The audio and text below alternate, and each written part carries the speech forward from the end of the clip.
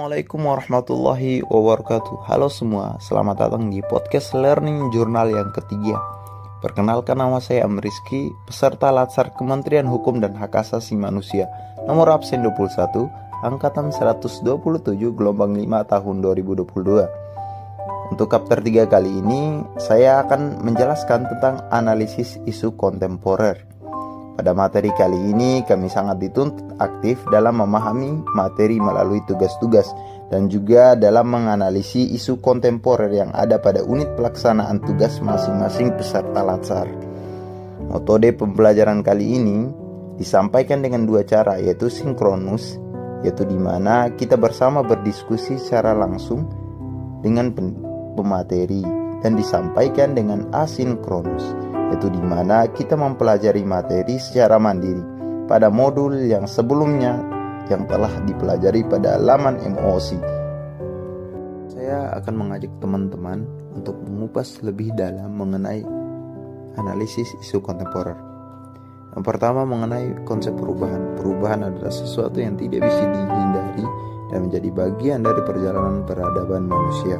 Hanya manusia dengan martabat dan harkat hidup yang bisa melakukan perbuatan yang bermanfaat dan dilandasi oleh nilai-nilai luhur, serta mencegah dirinya melakukan perbuatan tercela. Dalam konteks PNS, berdasarkan Undang-Undang Aparatur Sipil Negara, setiap pegawai negeri sipil perlu memahami dengan baik fungsi dan tugasnya, yaitu melaksanakan kebijakan publik yang dibuat oleh pejabat pembina kepegawaian sesuai dengan peraturan perundang-undangan. Kemudian yang kedua, memberikan pelayanan publik yang profesional dan berkualitas, serta mempererat persatuan dan kesatuan negara Republik Indonesia. Jadi PNS yang profesional memerlukan pemenuhan terhadap beberapa persyaratan, yaitu yang pertama, mengambil tanggung jawab. Yang kedua, menunjukkan sikap mental positif. Yang ketiga, mengutamakan keprimaan. Yang keempat, menunjukkan kompetensi. Yang kelima, memegang teguh kode etik.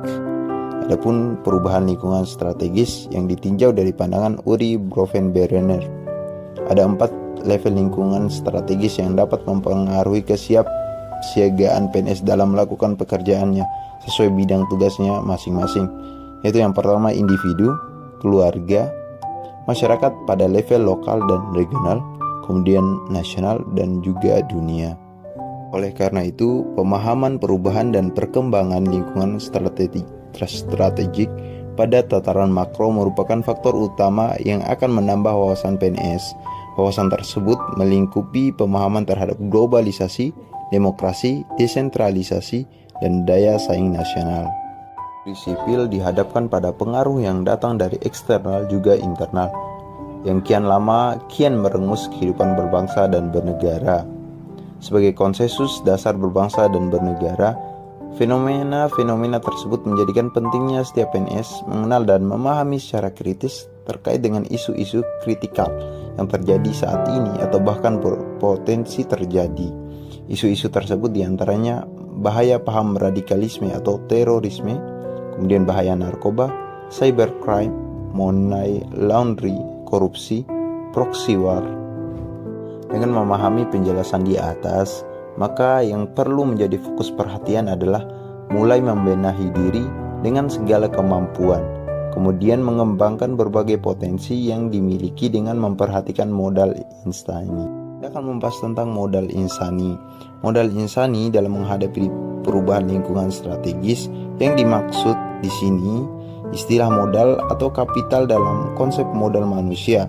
Konsep ini pada intinya menganggap bahwa manusia merupakan suatu bentuk modal yang tercermin dalam bentuk pengetahuan, gagasan ide, kreativitas, keterampilan, dan produktivitas kerja.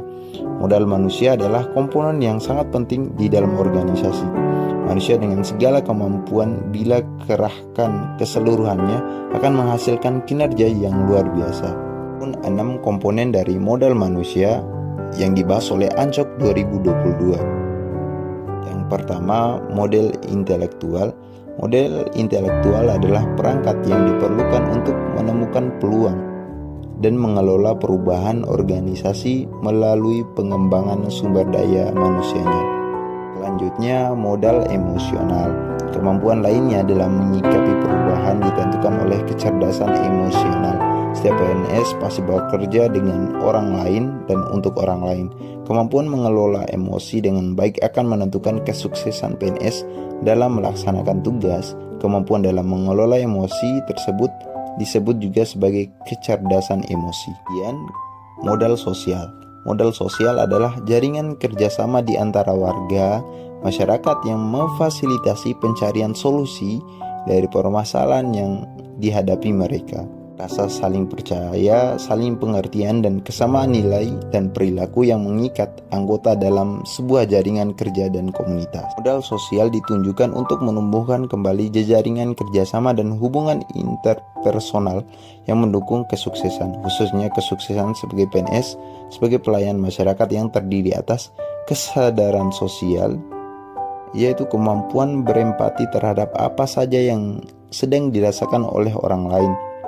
Selanjutnya yaitu kemampuan social skill, yaitu kemampuan mempengaruhi orang lain, kemampuan berkomunikasi dengan baik, kemampuan mengelola konflik dalam kelompok, kemampuan membangun tim kerja yang solid, dan kemampuan mengajak orang lain untuk berubah.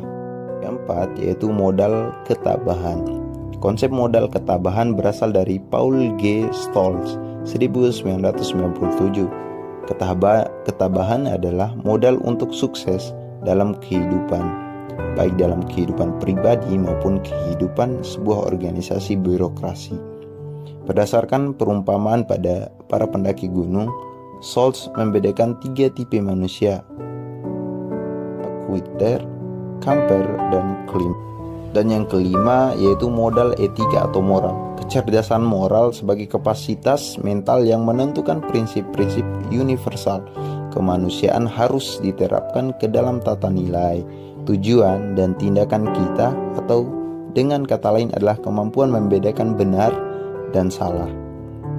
Adapun 4 komponen modal moral atau etika, yakni integritas, yang kedua bertanggung jawab, yang ketiga penyayang, dan yang keempat pemaaf. Dan yang terakhir adalah modal kesehatan, kekuatan fisik atau jasmani. Badan atau raga adalah wadah untuk mendukung manifestasi semua model insani yang dibahas sebelumnya. Badan yang tidak sehat akan membuat semua modal di atas tidak muncul dengan maksimal. Oleh karena itu, kesehatan adalah bagian modal manusia agar dia bisa bekerja dan berpikir secara produktif.